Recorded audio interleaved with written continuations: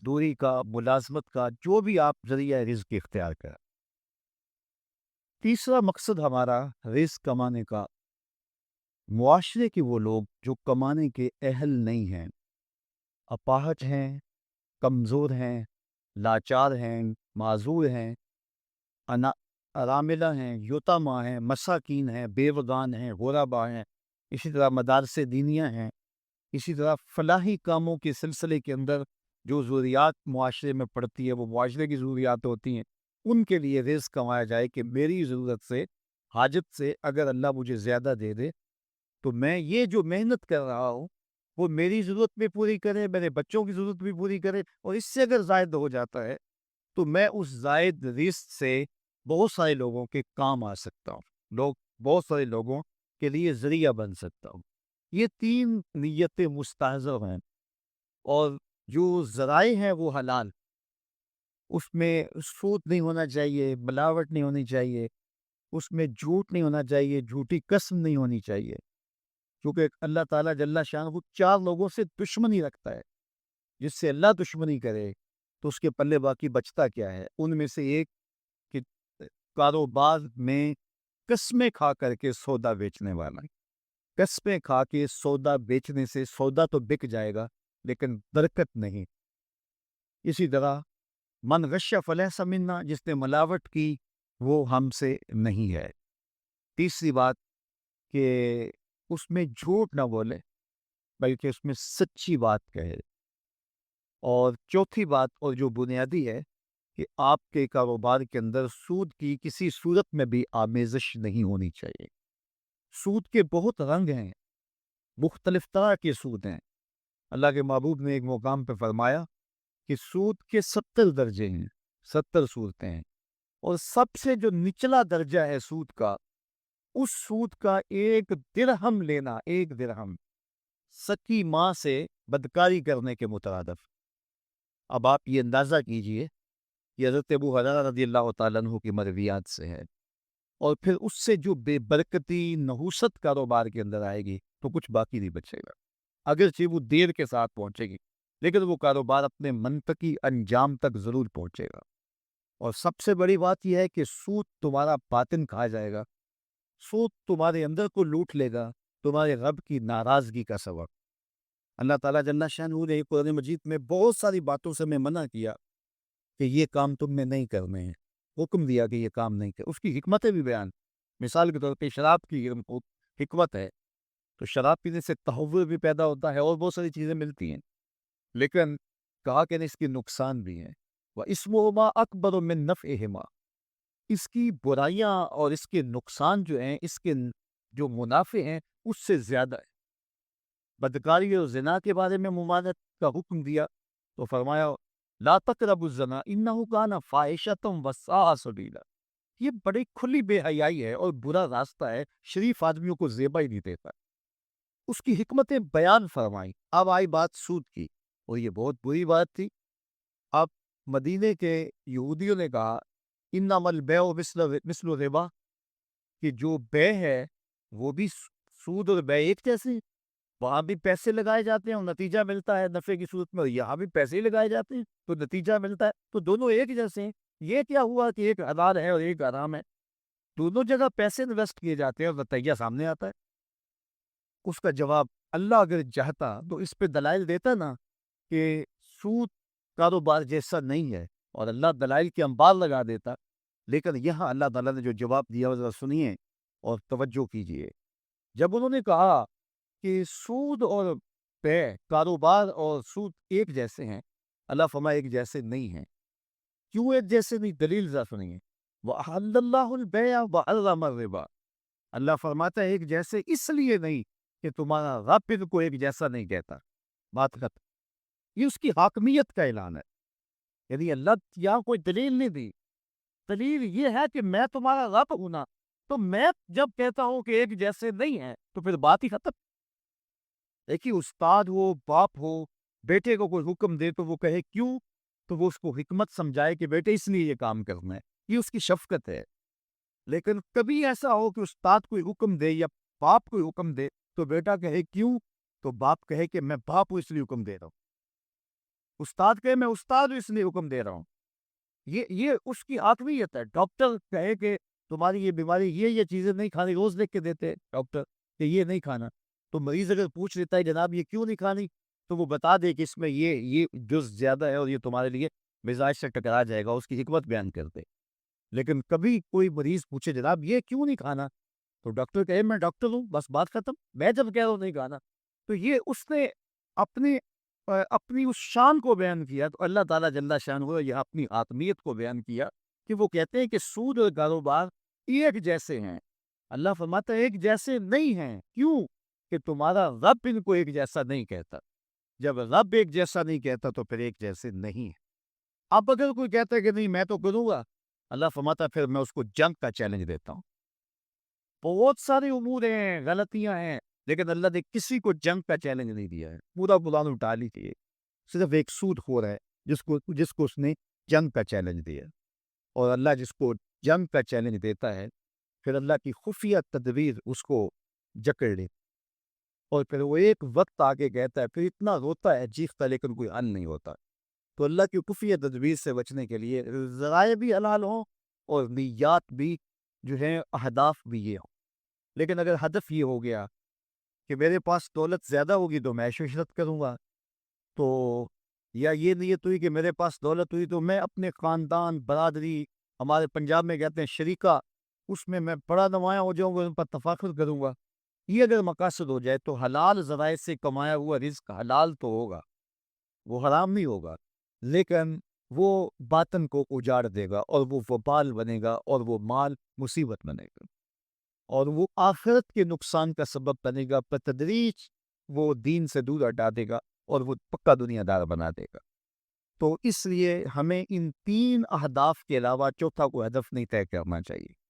پہلا ہدف اپنے آپ کو سوال سے بچانا، دوسرا ہدف کہ اپنے بچوں کی اور اپنے ماتحت جن کی کفالت ہمارے ذمے ہے ان کی صحیح کفالت کر، وہ جتنی مرضی کشادہ کی جائے اس میں کوئی غلط نہیں۔ یجب علی صاحب المال ان یوسع علی عیالہ، سید علی المرتضیٰ فرماتے ہیں کہ وہ لازم ہے صاحب مال پہ کہ وہ وسعت کے ساتھ کشادگی کے ساتھ اپنے بچوں کی کفالت کرے، بلکہ ما وعدہ فی مرافع صدقہ، اور میں جو تم لقمہ کما کے بیوی کے منہ میں رکھتے ہو وہ بھی صدقہ لکھا جاتا ہے، اس کا بھی تمہیں ثواب ملتا ہے، اس کا بھی تمہیں اجر ملتا ہے، اس کا بھی تمہیں صلہ اللہ کے ہاتھ سے نصیب ہوتا ہے۔ آپ جب راہ خدا میں خرچ کرتے ہیں، جو آپ اپنی اولاد پہ خرچ کرتے ہیں، ماں باپ پہ خرچ کرتے ہیں، دوستوں پہ خرچ کرتے ہیں، وہ صدقہ نافلہ ہوتا ہے۔ اور جو غرباء اور مساکین پہ خرچ کرتے ہیں وہ دو طرح کا ہوتا ہے، صدقہ نافلہ بھی ہوتا ہے، واجبہ بھی ہوتا ہے۔ صدقہ واجبہ صرف زکوٰۃ ہے، منت کا ہے، یا اس طرح کے جو صدقات۔ تو جو ہم اپنے بیوی بچوں پہ خرچ کرتے ہیں وہ صدقہ نافلہ ہے، اور صدقہ نافلہ میں یہ بہترین صدقہ ہے کہ آپ اپنے بچوں پہ خرچ کریں، ان کو کشادگی دیں، ان کو وسعت دیں، ان کی ضروریات کو پورا کریں، اور یہ اللہ کے نزدیک تمہارے لیے اجر کا سبب ہے۔ اور اپنی بیوی کو تم جب جو ہے وہ نوازتے ہو، دیتے ہو، وہ خوش ہوتی ہے، تو اس کی خوشی تمہارے لیے اللہ کی رحمت ہے نا۔ اس کا کچھ لوگ جو ہے وہ باقی لوگوں کو تو بہت خوش رکھتے ہیں، لیکن گھر کے کفاف کے اندر جو ہے وہ ذرا گھٹن رکھتے ہیں، کشادگی نہیں کرتے، اور گھر کے ماحول کے اندر گھٹن ہوتی ہے، تو اس گھٹن کی وجہ سے اللہ تعالیٰ کی رحمتیں ان سے روٹتی ہیں۔ اس لیے گھر میں کشادگی پیدا کرنے کا حکم ہے۔ اور تیسری نیت وہی میں نے بتائی کہ اللہ اگر زیادہ دے ضرورت سے زیادہ، دیکھیے ہر وہ جانور جس کا ضرورت سے زائد دودھ ہوتا ہے اس کا دودھ ہمارے لیے حلال ہے۔ بھینس کا دودھ ہے وہ اوروں کے لیے حلال ہے، گائے کا دودھ، اور جس جانور کا دودھ اس کی ضرورت سے زیادہ نہیں ہوتا، بمشکل اس کے بچے پیتے، تو وہ ہمارے لیے حلال نہیں رکھا گیا۔ تو جس کو اس کی ضرورت سے زیادہ دے تو وہ چاہے کہ اوروں کو بانٹے، اور لوگوں کے لیے جو ہے وہ صدقات اور خیرات اور ضرورت ہو اپنے کاروبار میں بھی لگائے، لیکن اوروں کو بھی دے۔ اور جب وہ راہ خدا میں خرچ کرے گا تو اللہ تعالیٰ جل شانہ اس کو برکت عطا کرے۔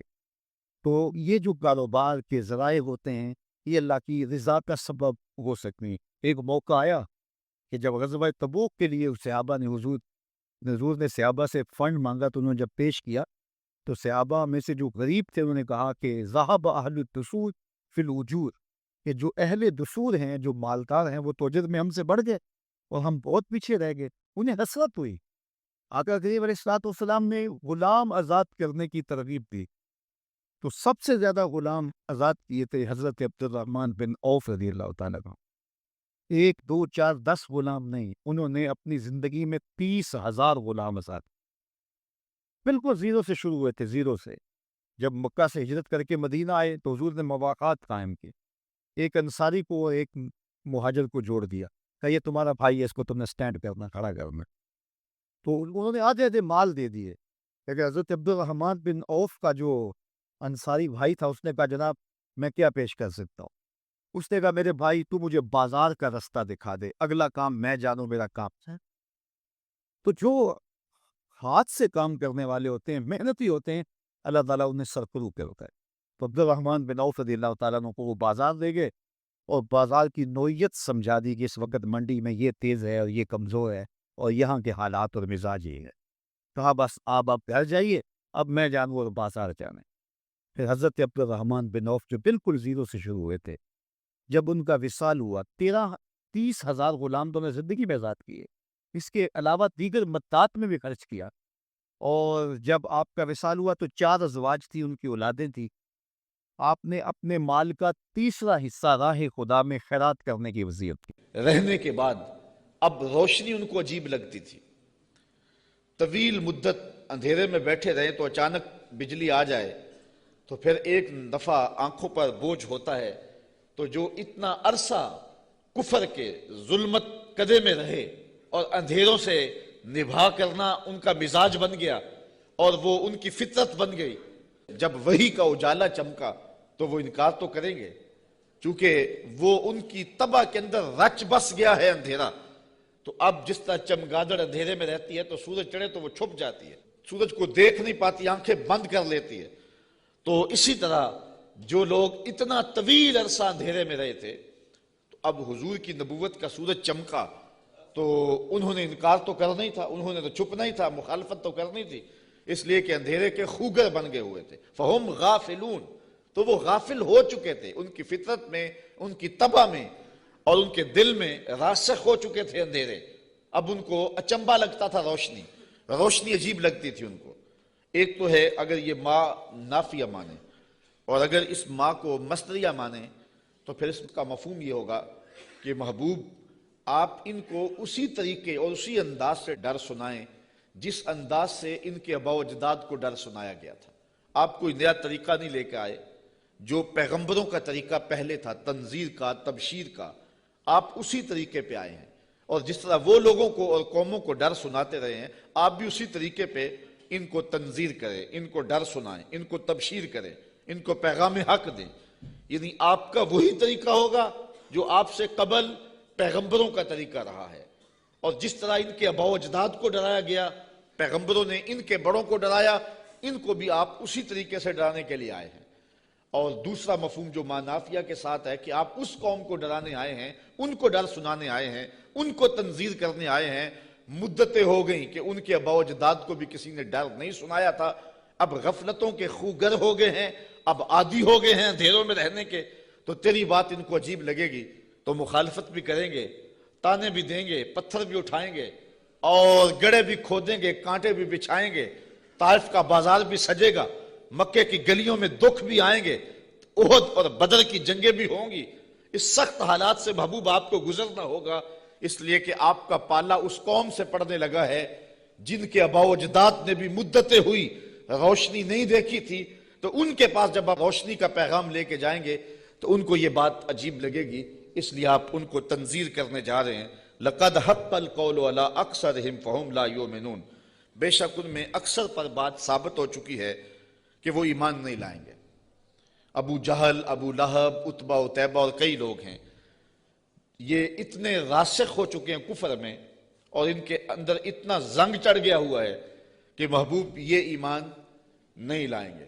آپ گھبرائیں نہیں، اپنے عمل تبلیغ کو جاری رکھیں. کٹھن حالات میں آپ روشنی کے دیے روشن کرتے چلے جائیں. اندھیرا چھٹتا چلا جائے گا لیکن اکثر لوگ نہیں مانیں گے، مخالفت کریں گے، کھڑے ہو جائیں گے، مقابلہ کریں گے، بہت کچھ ہوگا. محبوب یہ بات طے شدہ ہے کہ آپ کی مخالفت ہوگی اور زیادہ لوگ نہیں مانیں گے. انا جعلنا فی اعناقہم اغلالا، ہم ان کے گردن میں، ان کے گلوں میں طوق چڑھا دیے ہوئے. حضرت مولا کائنات سیدنا علی المرتضیٰ رضی اللہ تعالیٰ عنہ اپنے ان دونوں ہاتھوں کو یوں جوڑ کر کے اپنی گردن کے نیچے رکھا. تو جب گردن کے نیچے رکھا تو سر اوپر اٹھ گیا. تو فرمایا جس طرح گردن کے نیچے ہاتھ رکھنے سے گردن تن جاتی ہے اور سر اوپر اٹھ جاتا ہے، اللہ نے کافروں کے گلے میں یوں طوق چڑھا دیے ہیں کہ ان کی گردنیں اوپر کو اٹھی ہیں اور وہ چڑھتے ہوئے سورج نبوت کا دیکھ ہی نہیں سکتے ہیں. اچھا آگے لفظ بھی فرمایا فَهِيَ إِلَى الْأَذْقَانِ، اور وہ ٹھوڑیوں تک چڑھے ہوئے ہیں. فَهُمْ مُقْمَحُونَ، مقمحون عربی میں ایسے اونٹ کو کہتے ہیں کہ جس کو کھینچ لیا جائے، جس کی گردن کھینچ لی جائے اور وہ نیچے بھی نہ دیکھ سکے، دائیں بائیں بھی نہ گردن موڑ سکے، آنکھیں تاڑے لگ جائیں اور گردن اوپر کو اٹھی ہو، نیچے سبز چارہ بھی ہو تو اسے دکھائی نہ دے، اس کو کہتے ہیں ایبالن مقمحن. ایسا اونٹ کہ جس کی گردن اٹھی ہوئی ہے، اللہ کہتا ہے فہم مقمحون، یہ بھی مقمحون ہیں، ان کی گردنیں بھی اوپر کو اٹھ گئی ہیں. اس لیے محبوب نے کچھ سجائی نہیں دے رہا. مزید یہ وَجَعَلْنَا مِن بَيْنِ أَيْدِيهِمْ صَدًّا وَمِن خَلْفِهِمْ صَدًّا، ہم ان کے آگے بھی دیوار کر دی ہے، ان کے پیچھے بھی دیوار کر دی، دو دیواریں چن دی آگے پیچھے. فَأَغْشَيْنَاهُمْ، اور پھر ان کے منہ کے اوپر خول چڑھا دیے. فَهُمْ لَا يُبْصِرُونَ، تو وہ نہیں دیکھ سکتے. مجھے بتاؤ کہ آگے بھی دیوار ہو، پیچھے بھی دیوار ہو، منہ کے اوپر کپڑا خول چڑھا ہوا ہو اور نظر تاڑے لگی ہوئی ہو، گردن اٹھی ہوئی ہو، گلے میں طوق ہو، تو چڑھتا ہوا سورج دکھائی دے گا؟ چمکتا ہوا چاند نظر آئے گا؟ ٹمٹماتے ہوئے ستارے سجھائی دیں گے؟ کہا محبوب ان کی حالت بھی یہ ہے، تیری نبوت کا سورج تو چمک رہا ہے، انہیں دکھائی نہیں دے رہا ہے، اس لیے کہ یہ اس اندھیرے میں پھنس گئے ہوئے ہیں. مفسرین نے یہ بھی لکھا ہے کہ کچھ کافر ابو جہل، نضر بن حارث اور باقی پتھر لے کے حضور کو مارنے کے لیے، حضور کو اذیت دینے کے لیے گئے تھے، لیکن پھر اس طرح ان کی گردن اٹھ گئی اور ہاتھ ان کے ٹھہر گئے. اور کسی نے دیکھا کہ ایک بیل ہے جو اس کے اوپر حملہ کرنے والا ہے، تو ان کی حالت کو بیان کیا گیا ہے. تو اللہ فرماتا اب وہ دیکھ نہیں سکتے. وَسَوَاءٌ عَلَيْهِمْ أَأَنذَرْتَهُمْ أَمْ لَمْ تُنذِرْهُمْ لَا يُؤْمِنُونَ، اب برابر ہے کہ آپ ان کو ڈرائیں یا نہ ڈرائیں، یہ ایمان نہیں لائیں گے، اس لیے کہ اندھیرے جم گئے ہوئے ہیں. اب یہاں ایک سوال پیدا ہوتا ہے، اور وہ یہ کہ جب اللہ نے ان کو ایسا کر دیا ہوا ہے تو اب اگر ایمان نہیں لاتے ہیں تو پھر ان کا کیا قصور؟ کیونکہ اتنا طویل عرصہ نبی نہیں آئے، پیغمبر نہیں آئے، اندھیروں میں یہ خوگر ہو گئے. تو کہا نہیں، ایسی بات نہیں ہے. بات یہ ہے کہ پیغمبر جب آئے تو انہوں نے تکذیب کر کے، پیغمبر کی توہین کر کے، نبی رحمت کی تدحیق کر کے، حضور کا انکار کر کے، اذیتیں دے کے اپنے لیے ایسا ماحول پیدا کر دیا کہ اللہ نے پھر ان کے دلوں پہ زنگ چڑھا دیے. اب یہ کچھ دیکھ نہیں سکتے. تو یہ نہیں تھا کہ ان کو روشنی دی نہیں گئی تھی، ان کو اجالا فطرتاً بھی دیا گیا تھا، انہوں نے اسے بھی مسخ کر لیا، اور ان کو روشنی پیغمبر رحمت کے ذریعے سے بھی آئی تھی، انہوں نے اس کا بھی انکار کر دیا. اب اس حالت میں پہنچ گئے پیغمبر کی توہین کی وجہ سے کہ رب کی غیرت بھی جوش میں آئی، رب نے دیواریں چن دی، اب کچھ دکھائی دے نہیں رہا. یار اس سے بڑھ کر کیا بات ہے کہ چاند ٹکڑے ہو کے قدموں میں آئے اور یہ پھر بھی نہ مانے، سورج پلٹ کے عصر کے وقت پہ آئے، یہ پھر بھی نہ مانے، ابو جہل مٹھی میں کنکر لے کے آئے اور کہے آپ اللہ کے رسول ہیں، بتاؤ میری مٹھی میں کیا ہے. تو حضور بول کے کہیں میں بتاؤں یا جو مٹھی میں وہی بتا دے. تو اب بھی وہ نہ مانے اور کہے ھذا من سحر ابن ابی کبشہ، یہ ابو کبشہ کا جادو ہے جو سر چڑھ کے بول رہا ہے. تو یہ ان کے آگے پیچھے دیواریں نہیں ہیں تو اور کیا ہے، ورنہ اتنے واضح دلائل دیکھنے کے باوجود بھی ان کو نظر نہیں آ رہا. یا رشتہ دار بھی ہیں لیکن نظر نہیں آ رہا، پاس بیٹھتے بھی ہیں نظر نہیں آ رہا. اور بلال حبشے سے دیکھ رہا ہے، سلمان کو فارس سے دکھائی دے رہا ہے، اور صہیب کو روم سے نظر آ رہا ہے. کول ہندیاں بھی کہیں اپنا نہ جانے، دل والے آکھیا دلدار آگے. تو یہ اپنی اپنی قسمت کی کہانی ہے. تو کہا محبوب آپ ان کو ڈرائیں یا نہ ڈرائیں، یہ ایمان نہیں لائیں گے. انما تنذر من اتبع الذکر وخشی الرحمن بالغیب فبشرہ بمغفرۃ واجر کریم. اچھا سوال پیدا ہوتا ہے جب لوگ تو ایمان لائیں گے نہیں، لوگ تو مانیں گے نہیں، انکار پہ انکار کرتے جائیں گے، دل اندھے ہو گئے ہیں، آگے پیچھے اوپر نیچے پردے ہی پردے ہیں، تو پھر تبلیغ کیوں کی جائے؟ تبلیغ عمل جاری کیوں رکھا جائے؟ جب زمین ہی بنجر ہے تو پھر بیج کیوں ڈالا جائے؟ جب زمین ہی جو ہے وہ شور اور کلر ہے تو پھر می برسنے سے ہوگا کیا؟ تو پھر تبلیغ کا عمل رک جانا چاہیے۔ کہا محبوب نہیں، تیرے کرم کا می برستا رہنا چاہیے، تیرے کرم کا می جو ہے وہ ان کے اوپر نازل ہوتا رہنا چاہیے۔ یہ نہیں مانیں گے، ایسے بھی ہیں۔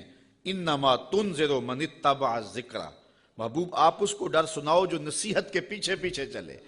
ایک وہ ہے جو سنتے نہیں، اور ایک ہے جو جھولیاں پھیلا کے پیچھے پیچھے آ رہے ہیں۔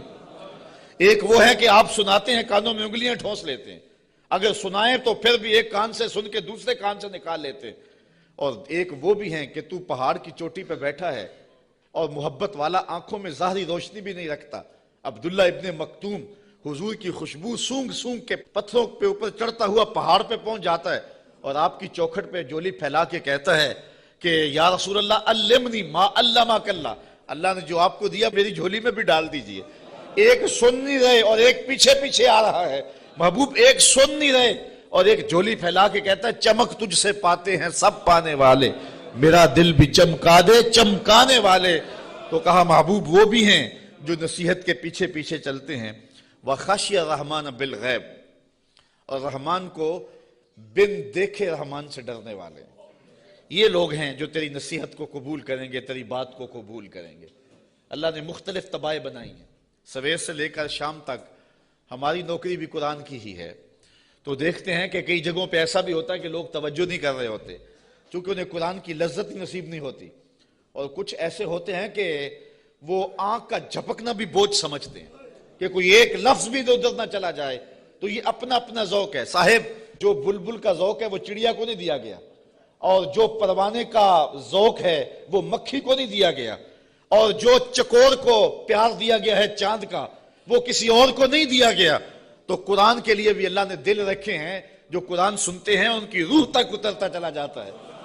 اقبال نے ایک جگہ پہ بڑی خوبصورت بات لکھی، کہا کچھ لوگ ایسے ہیں جو حافظ شیرازی کے شعر پہ اور عراقی کے شعر پہ تو جھومتے ہیں اور انہیں قوال کا نغمہ تو مست کر دیتا ہے، لیکن قرآن سے انہیں کچھ بھی نہیں ہوتا۔ کہا وہ قسمت کے مارے ہوئے لوگ ہیں۔ کہا یہ تو شاعروں کا کلام ہے جو مخلوق ہیں، اور جو قرآن ہے یہ رب کا کلام ہے، اور جو بادشاہوں کے کلام ہوتے ہیں وہ کلاموں کے بادشاہ ہوتے ہیں، اور یہ رب کا کلام ہے، یہ خالق کا کلام ہے۔ تو جو لذت، جو چاشنی، جو کیفیت قرآن میں ہے وہ نہ کسی شعر میں ہو سکتی ہے، نہ کسی سخن میں ہو سکتی ہے، نہ کسی نظم میں، نہ کسی نثر میں، لیکن کیفیت اپنی اپنی ہوتی ہے۔ کسی کو قوالی تو مزہ دے دیتی ہے لیکن قرآن اسے لطف نہیں دیتا ہے، اس کو اپنے اندر کو دیکھنا چاہیے اور کتاب رحمت سے دل جوڑنا چاہیے۔ اس کا ایک ایک لفظ نور دے رہا ہے۔ کہا محبوب جو رحمان سے بن دیکھے ڈرتے ہیں وہی اس قرآن کے نور کو لینے والے ہیں۔ اچھا فبشرہ بمغفرہ، انہیں مغفرت کی بشارت دے دیجئے، انہیں مغفرت کی بشارت دے دیجئے۔ وَأَجْرٍ کریم، یار اجر ہی کافی تھا لفظ، لیکن کریم کی ساتھ صفت لگائی۔ میرے پاس کوئی اس کا مفہوم نہیں ہے کہ اس کو اردو میں ڈھال سکوں، لیکن اتنا ہی سمجھیں کہ جس اجر کو میرے رب نے بھی کریم کہا وہ کیسا اجر ہوگا۔ اللہ فرماتا ہے ہم ان کو بخشیں گے بھی اور اجر کریم بھی دیں گے۔ اِنَّا نَحْنُ نُحْيِي الْمَوْتَى وَنَكْتُبُ مَا قَدَّمُوا وَآثَارَهُمْ وَكُلَّ شَيْءٍ أَحْصَيْنَاهُ فِي إِمَامٍ مُبِينٍ، بے شک ہم مردوں کو جلائیں گے، زندہ کریں گے، اور ہم لکھ لیں جو انہوں نے آگے بھیجا، جو پیچھے چھوڑا، اور ہر چیز ہم نے گن رکھی ہے ایک بتانے والی کتاب میں۔ آج کوئی مانے یا نہ مانے، انکار کرے یا اقرار کرے، تردید کرے یا تائید کرے، رخ پھیر لے یا جھولی پھیلا لے، محبوب آپ پریشان نہیں ہوں گے۔ ایک وقت آنے والا ہم قبروں سے مردوں کو اٹھائیں گے۔ آج کوئی مانے یا نہ مانے، ہم نے لکھی ہوئی ہے، ایک ایک بات لکھی ہوئی ہے، وہ روشن کتاب میں۔ قیامت کے دن نامہ اعمال کھلے گا، سب سامنے آ جائے گا۔ تو محبوب آپ اپنے عمل کو جاری رکھیں، جو آپ کر رہے ہیں ہم وہ بھی لکھ رہے ہیں، اور جو آگے سے ان کے رویے ہم وہ بھی لکھ رہے ہیں۔ قیامت کے دن ہر شے سامنے ہوگی اور رب کی عدالت میں سارے فیصلے ہوں گے۔ اچھا ایک تو یہ مفہوم ہے جو عامت المفسرین نے بیان کیا اس آیت کا، لیکن ابن عاشور میں اس کا ایک اور مفہوم بیان کیا ہے، اور ذرا سنیے۔ وہ کہتا ہے کہ اس آیت کو اِنَّا نَحْنُ نُحْيِي الْمَوْتَى، اس کو ہم ما قبل سے اگر ملا کے پڑھیں تو مفہوم اس کا کچھ اور نکلتا ہے، اور وہ یہ کہ محبوب تیری بات کو کچھ لوگ سنتے نہیں ہیں، اور تو ان کے پاس جا کے بات سناتا ہے اور وہ پرواہ نہیں کرتے. ان کے اوپر نیچے آگے پیچھے زنگ ہیں اور پردے ہیں، لیکن محبوب تیرے کرم کا می برستا رہنا چاہیے. ایک دن آئے گا مردے بھی جی اٹھیں گے. محبوب تیرے کرم کا می برستا رہے، ایک دن آئے گا ان شور اور کلر زمینوں میں بھی پھول کھل اٹھیں گے. اس لیے تو کرم فرماتا رہے اور تو تبلیغ کا عمل جاری رکھ. روزانہ پتھر پہ بھی ایک قطرہ گرے تو ایک دن سوراخ وہاں بھی ہو جاتا ہے. اور محبوب تیری مٹھی بولی جاری رہنی چاہیے. ایک دن زمانہ تیرے کلمے پڑے گا. اور پھر فتح مکہ کے دن لوگوں نے دیکھا سب کے لبوں پہ ترانے میرے حضور کے ہی تھے. تو یہ ہے ایک مفہوم. اچھا، یہ بات بیان کرنے کے بعد جو اگلا رکوع ہے، مضمون لمبا نہ ہو جائے لیکن میں کچھ مضمون آپ کے سامنے رکھ دیتا ہوں اختصار کے ساتھ. اللہ نے اپنے محبوب کے غلاموں کو ان کٹھن حالات میں تسلی دی. وَضْرِبْ لَهُمْ مَثَلًا أَصْحَابَ الْقَرْيَةِ. محبوب انہیں اس شہر والے لوگوں کی کہانی سناؤ. یہ محبوب کے قلب کو اور حضور کے غلاموں کے دل کی تسکین کے لیے اللہ نے کہا. چونکہ کہانیوں کے ساتھ ویسے بھی انسان کا جو رجحان ہے وہ طبعی ہوتا ہے، فطری ہوتا ہے. کہانی کی طرف میلان ایک فطری ہے، انسان کی طبع میں رکھا گیا، شوق سے سنتا ہے. کسی زمانے میں شام کو بچے دادی اماں کے بستر میں گھستے تھے کہ اس سے کہانیاں سننی ہیں، اور دادی اماں اپنی روایات، اپنا کلچر، اپنی تہذیب، اپنا تمدن اور اپنی خاندانی روایات اس کہانی کے اندر سمو کر کے ان بچوں کو اخلاقیات کا درس، اپنے مذہب کا درس اور اچھائیوں کا درس اور تقوی کا درس اس ایک کہانی میں رکھ کے ان کو دیا کرتی تھی. اور وہی ہمارا کلچر تھا، وہی ہماری تہذیب تھی، اور وہ اپنی روایات کو نئی نسل میں منتقل کر کے جاتی.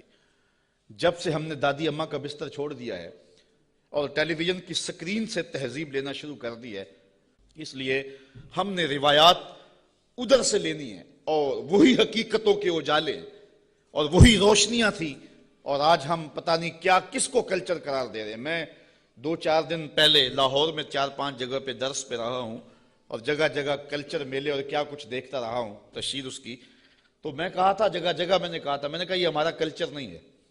جو ماہرین ہیں اور جو فنون والے ہیں وہ کہتے ہیں کہ جو کلچر ہوتا ہے کسی بھی قوم کا، اس پر جغرافیے کی اور مذہب کی چھاپ ضرور ہوتی ہے. یہ کبھی نہیں ہو سکتا کہ کسی قوم کا کلچر، اس کی تہذیب اس کے جغرافیے سے اور اس کے معتقدات سے، اس کے عقائد سے ہٹ کر ہو.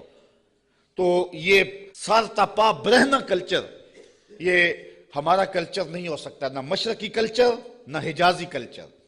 ہمارا کلچر مغرب کی ہواؤں سے نہیں پھوٹتا، مدینے کی فضاؤں سے پھوٹتا ہے. اپنی ملت کا قیاس اقوام مغرب سے نہ کر، خاص ہے ترکیب میں تجھے قوم رسول ہاشمی. آج جو کلچر ہمیں دیا جا رہا ہے وہ قطعاً ہماری روایات نہیں ہیں، ہمارا کلچر نہیں ہے، ہمارا تمدن نہیں ہے، ہماری تہذیب نہیں ہے. تو بہرحال دادی اماں سے وہ کہانیاں سننا، یہ شوق اور رجحان یہ فطری ہے. تو اللہ تعالیٰ نے قرآن مجید میں کئی کہانیاں ہماری ہدایت کے لیے بیان کی ہیں، اور یہ کہانی بھی وَضْرِبْ لَهُمْ مَثَلًا أَصْحَابَ الْقَرْيَةِ. محبوبی نے اس بستی کے لوگوں کی کہانی سنائے. وہ ایک بستی تھی جس کا نام تھا انطاکیہ، اور یہ شام کے غربی علاقے میں واقع ہے. وہاں اللہ نے 2 رسول بھیجے ان لوگوں کی ہدایت کے لیے. خوشحال بستی تھی. اللہ نے 2 رسول بھیجے، انہوں نے دونوں کا انکار کر دیا. اللہ نے ان کی تائید کے لیے تیسرا رسول بھیجا، انہوں نے اس کا بھی انکار کر دیا. حتیٰ کہ ان نبیوں کی تکذیب کی، انہیں گالیاں دی، اور پتھر لے کر ان نبیوں کو شہید کرنے پر آمادہ ہو گئے. جب نبیوں کو قتل کرنے لگے تو شہر کے ایک کنارے پر ایک شخص رہتا تھا. اسے جب پتہ چلا کہ یہ نبیوں کو قتل کر رہے ہیں میری قوم کے لوگ، تو تھا تو وہ مسکین آدمی، لیکن اس کے دل میں جذبہ جاگا. وہ وہاں سے دوڑتا ہوا آیا اور اپنی قوم کو کہنے لگا تم قتل کرنے لگے ہو، میں کہتا ہوں ان کے قدم چومو. تو وہ جتنے پتھر تھے ان نبیوں پر برسنے کے لیے آمادہ تھے وہ اس شخص پہ برس گئے، اور پھر وہ شہید ہو گیا. پھر اس کی لاش سے آواز کیا آئی. یہ قرآن کی بولی ہے. ذرا توجہ کر لیں، میں اس کی تفصیلات میں تو نہیں جاؤں گا، لیکن اختصار کے ساتھ مضمون آپ نے سن لیا. اب قرآن کا لہجہ دیکھیے. وَضْرِبْ لَهُمْ مَثَلًا أَصْحَابَ الْقَرْيَةِ.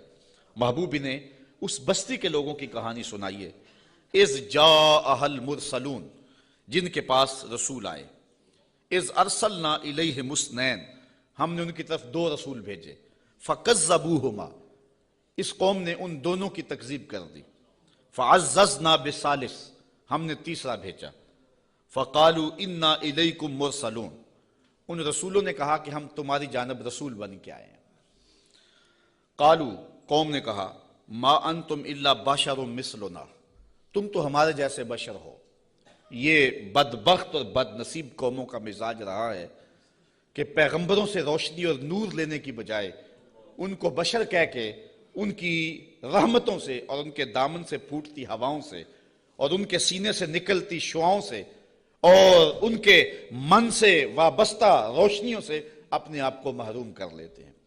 اور ان کا چلنا پھرنا اور ان کا اٹھنا بیٹھنا، ان کا شادی اور نکاح کرنا اور ان کا بال بچوں میں رہنا اور ان کا بازار میں آنا جانا، اس کو وہ کہتے ہیں کہ یہ اگر نبی ہوتے تو یہ کیوں ہوتا. یہ عجیب بات ہے، ان کی عظمتوں کے پہلوؤں کو چھوڑ کے نظر یہاں رکھ دیتے ہیں، حالانکہ یہ بھی انسانیت کے نمونے کے لیے اور ہدایت کے لیے ہوتا ہے. یہاں میں بہت لمبی بات نہیں کروں گا، اگرچہ یہ عنوان ایک لمبی گفتگو کا متحمل ہے. ایک بات کروں گا کہ اصل بدبختی ہے لوگوں کی. ہمارے بزرگ فرمایا کرتے تھے، تم نے حلیمہ کی بکریوں کے پیچھے پیچھے دیکھا، سدرہ پر جبریل کے آگے آگے نہیں دیکھا. بس جو یہاں نظر جما لے تو وہ محروم ہو جاتا ہے، اور جو اس سمت کو دیکھے تو وہ روشنیاں پا جاتا ہے. اچھا، دوسری بات، اور اب وہ آپ کی توجہ کے لیے، کہ ایک طرف اس قوم کا رویہ یہ ہے اور کافروں کا یہ مزاج رہا ہے کہ وہ نبیوں کو بشر کہہ کے ان کو رسول ماننے سے انکار کر دیتے ہیں. زندہ اور جاوید انسانوں کو، متحرک اور فعال ہستیوں کو، وہ زندہ اور جاوید انسانوں کو بشر کہہ کے نبی ماننے سے، رب کا بھیجا ہوا ماننے سے، رب کا فرستادہ ماننے سے انکار کر دیتے، اور دوسری جانب صنم خانوں کے مردہ پتھروں کو خدا مان لیتے. ذرا ان کا تفاوت دیکھیے. نہ مانے تو زندہ اور جاوید انسانوں کو نبی بھی نہ مانے، اور ماننے پہ آ جائیں تو ہاتھوں سے تراشے ہوئے پتھر کے جو ہے وہ بت اور مٹی کے بنے ہوئے مادوؤں کو خدا بھی مان لیں. تو یہ کیا تفاوت ہے کہ ایک طرف یہ نبیوں کو، زندہ اور متحرک انسانوں کو نبی بھی نہ مانے، اور دوسری جانب پتھروں کو خدا بھی مان لیں. تو اصل یہ نفسیاتی پرابلم تھا، اور یہ قوموں میں ہر دور میں موجود رہا ہے. سادہ سا جواب ہے، یہ لمبی یہاں بھی بحث چاہیے، لیکن سادہ سا جواب ہے کہ صنم خانوں کے مردہ پتھروں کو ماننے میں مفادات پہ زیادہ نہیں پڑتی. انسان کی زندگی میں وہ مردہ پتھر اور بت دخل اندازی نہیں کرتے، انسان کی انا پر چوٹ نہیں لگاتے. ایک پجاری زانی ہو، شرابی ہو، ڈاکو ہو، جو مرضی کرے، کبھی پتھروں نے بول کے نہیں کہا کہ یہ کیا کر رہے ہو. ہمیں بھی پوچھتے اور یہ کیا رویے رکھے ہوئے. ان کی جھوٹی انا کا بت بھی پلتا رہتا اور وہ سجدے بھی کرتے. تو بتوں کو ماننے سے ان کو اپنی زندگی بدلنی نہیں پڑتی تھی، اپنے رویے بدلنے نہیں پڑتے تھے، اور ان کی سوچوں پر کوئی پہرا نہیں تھا، ان کے خیالوں پر کوئی قدغن نہیں تھی، طرز حیات پر کوئی دخل نہیں تھا. اس لیے بتوں کو ماننے میں کوئی پریشانی نہیں تھی. اور نبیوں کو ماننے کا مقصد یہ تھا کہ سر سے لے کر پاؤں تک زندگی کے ایک ایک لمحے کو، معاشرت سے لے کر کے نجی زندگی سے لے کے سیاسی زندگی تک سب کچھ بدلنا پڑتا تھا، اور اپنی خواہشات کے جنازے کندھوں پہ اٹھا کے دفن کرنے کے بعد پھر نبیوں کے قدم چومنے پڑتے تھے. اس لیے نبیوں کو ماننے میں پرابلم تھا اور بتوں کو ماننے میں کوئی پرابلم نہیں تھا، اس لیے کہ بتوں کو ماننے میں کوئی مفادات پہ زیادتی نہیں پڑتی تھی، اور نبیوں کو ماننے کا مقصد یہ تھا پھر اپنی خواہش چھوڑنی پڑتی تھی. تیرے ہندیاں سندیاں محبوبہ، میں کافر ہوں جے میں ہوں، پھر تو اپنا آپ چھوڑنا پڑتا تھا نا. اس لیے وہ انسانوں کو نبی ماننے کے لیے تیار نہیں تھے اور پتھروں کو خدا ماننے کے لیے آمادہ ہو جاتے. آج بھی یہ نفسیات ہمارے اندر بھی پائے جاتے ہیں. ایک شخص 70 سال حدیث رسول پڑھاتا رہا، 80 سال اس نے قرآن کی نوکری کی، تو لوگ اس کے گرد اتنی تعداد میں جمع نہیں ہوتے، اور ایک بندہ دونی رما کے تموڑی شاہ بیٹھ جاتا ہے اور ساری قوم اس نانگے کے پیچھے بھاگ جاتی ہے. تو کچھ لوگ کہتے ہیں کہ پتہ نہیں اس میں کمال کیا ہے، کرنٹ کیا ہے. صاحب بات کرنٹ کی نہیں ہے، مفادات پہ زد نہیں پڑتی، اور اس شخص کے پاس آنا ہے تو زندگی بدلنی پڑتی ہے. اس لیے ان مردوں کو ماننے میں حرج نہیں ہے، اور ان فعال اور زندوں کو ماننے میں اپنی خواہشات کا جنازہ اٹھانا پڑتا ہے، لہذا انسان کا رجحان ادھر نہیں ہوتا ہے، انسان کا رجحان ادھر ہوتا ہے۔ یہ ایک انسان کی فطرت ہے۔ اس بات کو سمجھانے کے لیے میں آپ کو ایک بات سناؤں گا۔ میرا ایک دوست ہے پرانا، تو بچپن میں جن سے تعلق رہا ہو تو وہ کم ہی کسی کے لیے اعتقاد کا رشتہ رکھتے ہیں، لیکن یہ اللہ کا فضل ہے کہ میرے لیے اس کے دل میں بڑی محبت، حتیٰ کہ میرے ساتھ اس کا روحانی تعلق بھی ہے۔ تو اس کا ایک دوسرا دوست ہے اور وہ میرا بھی دوست، اور وہ بہت زیادہ پڑھ لکھ بھی گیا ہے اس کی طرح۔ تو اس نے کہا یار دیکھ، میں بھی ایک اعلیٰ منصب پہ ہوں اور حضور کی سنت چہرے پہ ہے، تو تیرے دل کے اندر بھی اس شخص کے لیے محبتوں کے جذبے ہیں، تو بھی میری طرح اس شخص کے ساتھ اپنا باطن کا تعلق قائم کیوں نہیں کر لیتا۔ یہ ایک مرید کے دل میں خواہش ہوتی ہے کہ دوسرا شخص بھی میرے پیر سے وابستہ ہو جائے۔ اس فطری خواہش کے تحت اس نے اس کو دعوت پیش کی۔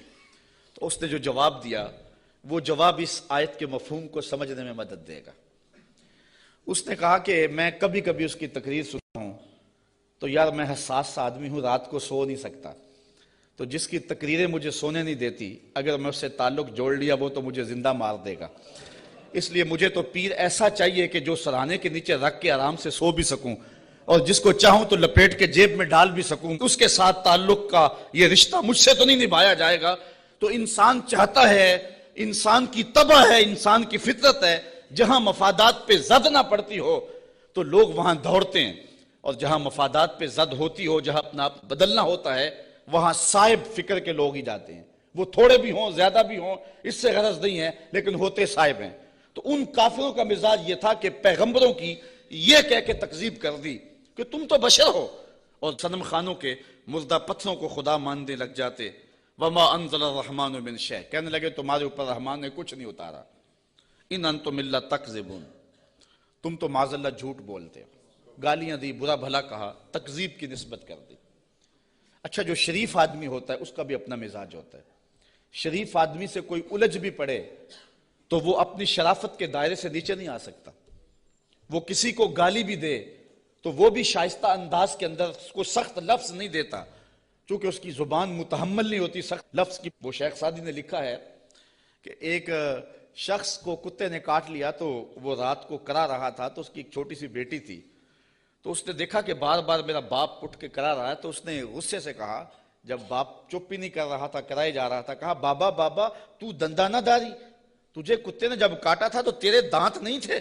اس نے کہا پتر جب کتا کاٹے تو کتے کو آگے سے کاٹا نہیں جاتا۔ تو جو شریف آدمی ہوتا ہے وہ گالی کا متحمل نہیں ہوتا، اور کوئی سخت لفظ بھی کہے تو اس کو بھی تول کے بولتا ہے۔ اب ان کافروں نے تو گالیاں دی، پیغمبروں کو برا کہا، تکذیب کر دی۔ پیغمبروں نے جواب کیا دیا، ذرا سنیں اور زندگی کا حسن دیکھیں اور اچھے لوگوں کی عادات دیکھیں۔ اللہ اکبر۔ تو ان پیغمبروں نے کہا قالوا ربنا یعلم انا الیکم لمرسلون، ہمارا رب جانتا ہم رسول ہیں۔ ایک تو بات یہ، اور دوسری بات تم مانو نہ مانو تمہاری ضرورت بھی نہیں ہے، جب ہمارا رب جانتا ہے کہ ہم رسول ہیں۔ یہاں بات سمجھانے کے لیے مجھے پھر ایک مثال دینا پڑے گی۔ اچ شریف سے بزرگ تشریف لائے راول پنڈی، تو علاقہ بھر کے جو سادات تھے وہ اپنے اپنے شجرے لے کر کے تصدیق کے لیے ان کے پاس پہنچے، چونکہ یہ جد امجد ہیں سادات کے۔ تو پیر میر علی شاہ صاحب نہیں گئے، تو کسی نے پیر صاحب سے کہا کہ حضرت سارا زمانہ آیا ہے اور اپنے شجروں کی تصدیق کروائی ہے، آپ نہیں گئے؟ تو پیر میر علی شاہ رحمۃ اللہ تعالیٰ علیہ فرمانے لگے کہ میں وادی ہمراہ میں تھا، میری عصر کی سنتیں قضا ہو گئی، سویا تو حضور خواب میں ملے، اور آقا کریم نے فرمایا سید ہو کے عصر کی سنتیں چھوڑتے ہو؟ تو کہا میرے لیے یہ سند ہی کافی ہے کہ حضور نے کہہ دیا سید ہو کے عصر کی سنتیں چھوڑتے ہو، جب حضور نے سید کہہ دیا اب مجھے کسی اور کی تصدیق کی لوڑ ہی نہیں ہے۔ تو کہا تم مانو نہ مانو ہمارا رب کہتا ہے کہ ہم رسول ہیں، یہی سند کافی ہے کہ ہمارا رب کہہ رہا ہے کہ ہمیں رسول ہے۔ اچھا، اگر آپ کی توجہ ہو تو اس سے ایک اور بات میں آپ کے سامنے رکھنا چاہوں گا۔ جو سچا آدمی ہوتا ہے اس کی طبع کے اندر ایک اطمینان ہوتا ہے، اور جو جھوٹا آدمی ہوتا ہے اس کو کبھی بھی سکون نہیں ملتا۔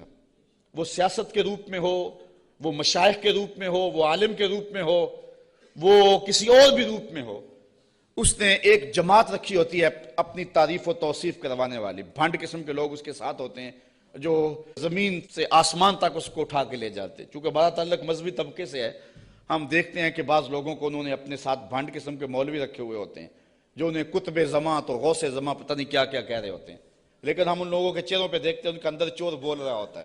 اور اسی طرح جس طرح جھوٹا آدمی اس کا سارا زمانہ بھی تعریف کرے تو اسے تو پتہ ہوتا ہے، تو وہ اندر جو ضمیر ہے اس کا ملامت کرتا ہے اور اس کی پیشانی پہ کچھ لکھا ہوتا ہے جو بصیرت والے لوگ پڑھتے ہیں. اسی طرح جو سچا آدمی ہوتا ہے سارا زمانہ مخالفت بھی کرے اور زمانہ گالیاں بھی دے، سچ اس کی پیشانی پہ بول رہا ہوتا ہے. اسے کوئی ضرورت نہیں ہوتی کہ کوئی مجھے کہے کہ تو اچھا ہے، سارا زمانہ مخالف بھی ہو جائے اسے یہ پرواہ نہیں ہوتی. انہوں نے کہا تم مانو یا نہ مانو، ربنا یعلم، ہمارا رب جانتا ہے کہ ہم اس کے رسول ہیں. ہمارے سے ڈگری لینے کی ہمیں ضرورت بھی نہیں ہے، ہمارا رب جانتا ہے کہ ہم رسول ہیں. وما علینا الا البلاغ المبین. انہوں نے کہا ہمارا اتنا کام تھا وہ ہم نے کر دیا، ہمارا کام تھا تبلیغ کرنا اور وہ کھلی تبلیغ ہم نے کر دی. یہ آپ ہر خطیب سے سنتے جب تقریر ختم ہوتی ہے تو آخر میں کہا جاتا ہے وما علینا الا البلاغ المبین. تو یہاں میں ایک جملہ کہنا چاہوں گا، اگر کوئی شخص قرآن و حدیث بیان کرنے کے بعد کہے وما علینا الا البلاغ المبین پھر تو بات جچتی ہے. اور اگر کوئی 1 گھنٹہ لطیفے سنانے کے بعد اور جغت بازی کرنے کے بعد لوگوں کی پگڑیاں اچھالنے کے بعد پھر کہے وما علینا الا البلاغ المبین تو بھلا بات جچے گی؟ بات تو تبھی جچے گی جب ان پیغمبروں کے مشن کو ادا کرے اور پھر کہے وما علینا الا البلاغ المبین. انہوں نے کہا ہمارا کام اتنا تھا کہ ہم نے تمہارے تک تبلیغ کر دی، اب تمہاری مرضی مانو یا نہ مانو. قالوا انا تطیرنا بکم لئن لم تنتہوا لنرجمنکم ولیمسنکم منا عذاب علیم. کہنے لگے معاذ اللہ ہم تمہیں منحوس سمجھتے ہیں. نحوست کی نسبت ان نبیوں کی طرف کر دی. اور مفسرین نے لکھا ہے کہ بارش بھی زیادہ ہو جاتی تو کہتے ہیں ان کی وجہ سے، کبھی دھوپ کڑاکے کی لگ جاتی تو کہتے ہیں ان کی وجہ سے، کبھی کوئی چلتے چلتے کوئی گر جاتا تو کہتے ہیں ان کی وجہ سے. یعنی جو بھی انہیں کوئی تکلیف پہنچتی تو وہ الزام دیتے پیغمبروں پہ کہ یہ آئے ہیں 3 لوگ ہماری بستی میں، اس وجہ سے ہمیں یہ تکلیفیں آ رہی ہیں. انہوں نے کہا لئن لم تنتہوا، اگر تم نہ رکے باز نہ آئے. اس قوم نے ان 3 پیغمبروں کو الٹیمیٹم دیا، اگر تم نہ رکے تبلیغ کا عمل نہ چھوڑا لنرجمنکم، ہم تمہارے اوپر پتھر برسائیں گے، ولیمسنکم منا عذاب علیم، اور بے شک ہمارے ہاتھوں تم بہت دکھ میں مبتلا ہو جاؤ گے، تمہیں بڑی سزا دیں گے، تکلیف دیں گے. انہوں نے جواب میں کیا کہا؟ قالوا طائرکم معکم، کہا تمہاری نحوست تمہارے ساتھ، تمہاری نحوست تمہارے ساتھ ہی ہے. اَإِن ذُكِّرْتُمْ، تم یہ سب کچھ اس لیے کر رہے ہو کہ ہم تمہیں نصیحت کر رہے ہیں، ہم تمہیں ڈرا رہے ہیں، تمہیں ہم تذکیر کر رہے ہیں. اور جس کے اندر چور ہو تذکیر اس کو دکھن دیتی ہے اور اس کو تکلیف ہوتی ہے. بل انتم قوم مسرفون، تم حد سے تجاوز کرنے والے لوگ ہو. اچھا جب انہوں نے یہ کہا تو قوم نے پتھر پکڑ لیے، کسی نے چھری پکڑی ہے، کسی نے تلوار پکڑی ہے، کسی نے ٹوکا پکڑا ہے، کسی نے کلہاڑا پکڑا ہے، کسی نے پتھر پکڑے ہیں، کسی نے ڈنڈا پکڑا ہے. جو کسی کے ہاتھ میں آیا میدان میں لے آئے 3 پیغمبروں کو اور ان کو قتل کرنے کے لیے قوم امڑ آئی. اب جب ان پیغمبروں کو شہید کرنے کے لیے لوگ آمادہ ہوئے تو پھر شہر کے کنارے وہ شخص آیا. میں بالکل چھوٹا تھا، 12 یا 13 سال کی عمر ہوگی. میرے والد گرامی رحمۃ اللہ تعالیٰ علیہ فجر کی نماز میں سورہ یاسین پڑھا کرتے تھے، اور جب اس آیت پہ آتے تو حالت ان کی بھی ہوتی کہ بلک بلک کے رو پڑیں گے. اور مجھے بھی نہیں پتا کہ دل میں کیا اترتا تھا، اس وقت تو پتا نہیں تھا، چھوٹے تھے، لیکن بعد میں جب مفہوم سمجھ میں آیا تو پھر پتا چلا کہ اس آیت میں کیا ہے. اس کا ترجمہ تو میں آپ کے سامنے رکھوں گا ہی، لیکن آپ لفظوں پہ بھی غور کرنا، لفظوں کی کشش کیا ہے. وہ حبیب نجار نامی شخص تھا جو شہر کے کنارے ایک جو ہے وہ غار میں رہتا تھا. اور جب یہ انطاکیہ میں پیغمبر داخل ہوئے تو سب سے پہلے ملاقات اس سے ہی ہوئی. اس کو 70 سال ہو گئے تھے، ایک بیماری میں مبتلا تھا اور روزانہ بتوں کے آگے ہاتھ جوڑ کے معافی مانگتا تھا اور اپنی شفا کا عرض کرتا تھا. تو پیغمبروں نے جب توحید کی دعوت دی، بتوں کو چھوڑنے کا کہا، تو اس نے کہا کہ تمہارا رب کیا کر سکتا ہے؟ کہا کہ جن بتوں سے 70 سال ہو گئے تو معافی مانگتا ہے اور شفا مانگتا ہے، انہوں نے نہیں دی. ہمارا رب تجھے ایک لمحے میں شفا دینے پہ قادر ہے. اس نے کہا کیسے؟ ان پیغمبروں نے ہاتھ اٹھائے اچھا یار پیغمبر تو ایک ہی ہاتھ اٹھا لے اور پھر 3 پیغمبروں نے ہاتھ اٹھائے ہوں گے تو پھر کیفیت تو کچھ اور ہی ہوئی ہوگی. اچھا اس کی بیماری ختم ہو گئی, فوراً ٹھیک ہوا, اپنے گھر میں رہ کے ذکر فکر میں لگا رہتا تھا. یہ پیغمبر تبلیغ کرتے رہے. جب قوم نے ان پیغمبروں کو شہید کرنے کا ارادہ کر لیا, وہ دور شہر کے کنارے پہ رہتا تھا اور اس کا گھر کوئی اونچائی پہ تھا اور کسی غار میں رہتا تھا. اس نے دیکھا کہ میدان میں لوگ جمع ہیں اور نبیوں کو شہید کرنے پہ آمادہ ہیں. پھر وہ وہاں سے آیا. اب قرآن کے لفظ یہاں دیکھیے, یہی حبیب نجار صاحب یاسین ہے. ذرا غور تو کرو, قرآن کی نوکری کرنے والوں, دعوت دین دینے والوں, اپنے آپ کو بہت بڑا سمجھو اس اعتبار سے کہ تمہیں یہ سعادت مندی نصیب ہوئی ہے. اللہ نے کس اہتمام سے شخص کا ذکر کیا. پھر کیا ہوا, وَجَاءَ مِنْ أَقْصَى الْمَدِينَةِ رَجُلٌ يَسْعَى, شہر کے پرلے کنارے سے ایک مرد دوڑتا ہوا آیا. یار وہ کیسا مرد تھا جس کو رب نے بھی مرد کہہ کے پکارا, وہ جس کو رب نے بھی مرد کہہ کے پکارا, کیونکہ سارا ماحول مخالفت میں ہے اور وہ واقعی مرد تھا, اکیلا آ گیا. وَجَاءَ مِنْ أَقْصَى الْمَدِينَةِ رَجُلٌ يَسْعَى, شہر کے پرلے کنارے سے ایک مرد دوڑتا ہوا آیا. قَالَ يَا قَوْمِ اتَّبِعُوا الْمُرْسَلِينَ, کہا میری قوم رسولوں کی اتباع کرو, ان کی مخالفت نہ کرو. ان کو پتھر مارنے لگے ہو, میں کہتا ہوں ان کے قدم چومو. اتَّبِعُوا مَن لَّا يَسْأَلُكُمْ أَجْرًا وَهُمْ مُهْتَدُونَ, ایسوں کی پیروی کرو جو تم سے کچھ مانگتے بھی نہیں اور ہیں بھی سیدھی راہ پہ. تو مفسرین فرماتے ہیں پیروی اس کی کرنی چاہیے جس میں 2 کوالٹیاں ہوں, ایک لالچ مزاج نہ ہو اور دوسرا سیدھی راہ کا مسافر.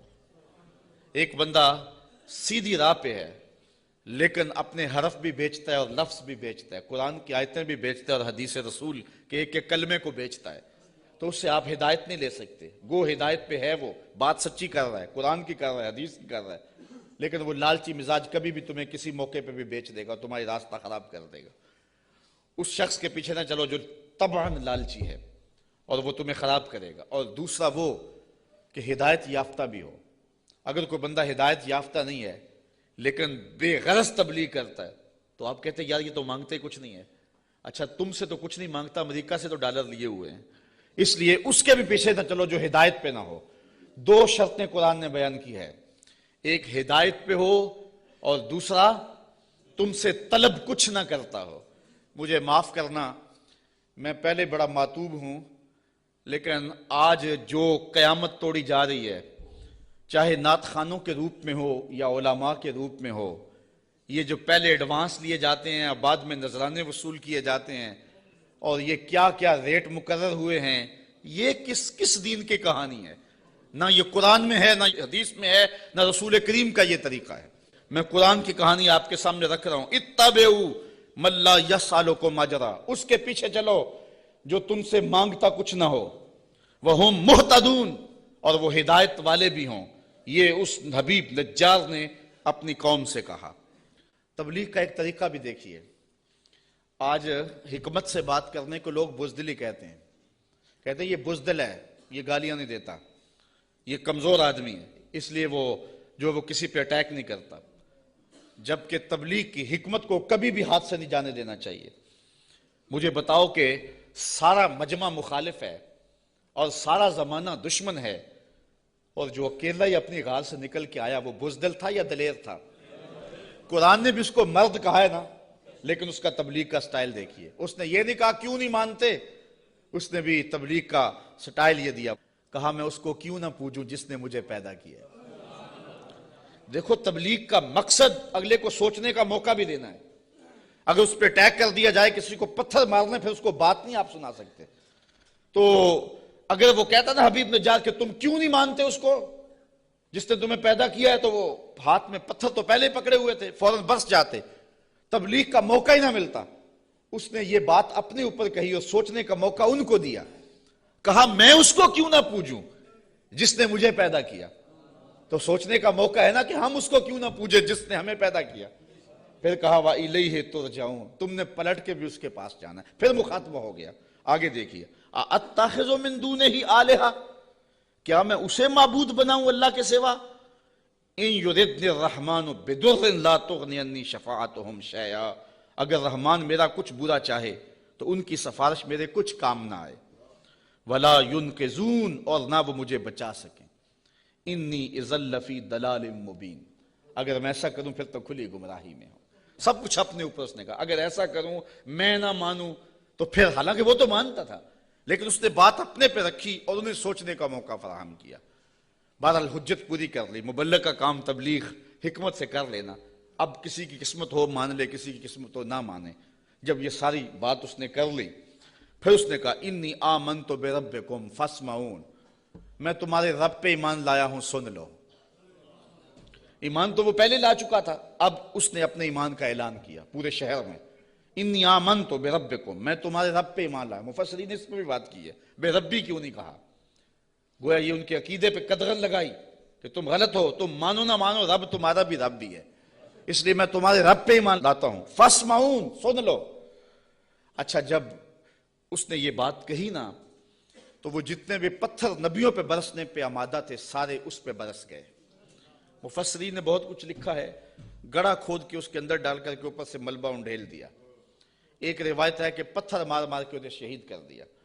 ایک روایت یہ ہے کہ آرا رکھ کے سر سے پاؤں تک چیر دیا گیا، اور بھی جو بھی ان کے پاس ہو سکا انہوں نے اس کو شہید کر دیا. پتھر مار رہے ہیں اس کے بدن کو. اب جب اس کی روح بدن کو چھوڑ رہی ہے، اب قرآن کا سٹائل دیکھیے، انداز دیکھیے. کی لدخل الجنہ، رب نے 8 دروازے کھول کے کہا جس دروازے سے آنا چاہتا ہے آ جا. جنت کے 8 دروازے میرے بندے تیرے لیے کھلے ہوئے. کیلا، اسے کہا گیا ادخل الجنہ، جنت میں آ جا. خوشبوئیں آ رہی ہیں جنت کی، حوریں جو ہیں وہ پھول لیے کھڑی ہیں، غلمان حاضر ہیں. اچھا، یہاں میں ایک بات کہنا چاہتا ہوں یار. وہ کسی نے کہا کہ مزہ تو مرندہ تب آئے کہ جب محبوب کے قدموں میں ہوں. کیسی شہادت تھی جس شہادت کے گواہ 3 نبی تھے. کیسا شہید تھا جس کی شہادت کے گواہ 3 پیغمبر تھے، اور پھر تبلیغ کرتے ہوئے شہید ہوا. اور پھر کتنا خوش نصیب ہے جس کو رب بھی کہہ رہا ہے جی آیا نو، جس کو رب بھی کہہ رہا ہے خوش آمدید، جنت کے دروازے کھلے ہیں. کی لدخل الجنہ، جنت میں آ جا. اچھا، یہ تو اللہ کی طرف سے ناز برداریاں تھی اپنے بندے کو. اب جو اس کی کیفیت تھی، حضرت عبداللہ ابن عباس کہتے ہیں کہ جب اس حبیب نجار کو لوگ پتھر مار رہے تھے اور اس کی روح نکل رہی تھی اور وہ ساتھ بولتا کہہ رہا تھا مالک میری قوم کو ہدایت دے دے. انہیں پتہ نہیں ہے اس لیے مجھے مار رہی. انہیں کیا پتا کہ پیغمبروں کی اتباع کتنی بڑی دولت ہے. مالک ان کو ہدایت دے دے. اب جب اس کی روح پرواز کر گئی، اللہ نے جنت کے دروازے کھول دیے، تو پھر کیا ہوا؟ اب ان لفظوں پہ قربان ہونے کو جی چاہتا ہے. ویسے تو قرآن کا ایک لفظ پہ نثار ہو جائیں، لیکن مبلغین کو، اگر یہاں مبلغین موجود ہیں تو میں مبلغین کو کہتا ہوں کہ جو اپنے سامعین ہیں، جو آپ کی بات سنتے ہیں، ان کی قدر سیکھیں اور ان کی تذلیل نہ کیا کریں. آج سامعین کو کوسنے دیتے اگر وہ بلند آواز سے سبحان اللہ بھی نہ کہیں. یار یہ تو حضور کے غلام ہیں، اگر کافر بھی ہوں تو جو مبلغ ہوتا ہے وہ باپ سے زیادہ پیار کرنے والا ہوتا ہے، اس کے دل میں جذبے ہوتے ہیں. مجھے کسی نے کہا کہ آپ 8 یا 10 یا 6 سال ہو گئے مختلف جگہوں پہ درس قرآن دیتے ہوئے، تو یار کوئی 3 سال 4 سال مسلسل نعت خواں آئے کسی مجلس میں اور وہ پیسے بھی بے شمار لیتا ہے تو لوگ اس کی تاج پوشی کرتے ہیں کہ اس کی بڑی خدمات ہیں. آپ کی کسی شہر میں تاج پوشی کی گئی ہے. میں نے کہا یار اس سے بڑا اعزاز کیا ہے کہ اتنے لوگ کتاب رحمت کو سننے کے لیے آتے ہیں اور ان کے آنکھوں میں جو پیار لکھا ہوا ہوتا ہے اور ان کی پیشانیوں پہ جو محبت لکھی ہوئی ہوتی ہے، ساری زندگی کی تھکن جو ہے وہ ایک مسکراہٹ سے دور ہو جاتی ہے. تو یہ تو دنیا کی چیزیں ہیں، ان کی تو حیثیت ہی نہیں ہے، ان چیزوں کی تو اوقات ہی باقی نہیں رہتی. اگر بعد میں ان کے خلاف باتیں کرتے رہے اور ویسے ان کے سر پہ تاج پہناتے رہے تو یہ تو کوئی بات نہ ہوئی. پیار وہ ہوتا ہے جو دل دیتا ہے. میں نے کہا کہ میں ان سے نوٹ تو نہیں مانتا. ایک بندہ کہنے لگا کتنے پیسے لیتے ہو؟ میں نے کہا بندہ پورے کا پورا ہی لے لیتا ہوں. جب کسی کے پاس جاتا ہوں پھر وہ میرا ہی ہو جاتا ہے، بھاگتا رہتا ہے پیچھے پیچھے.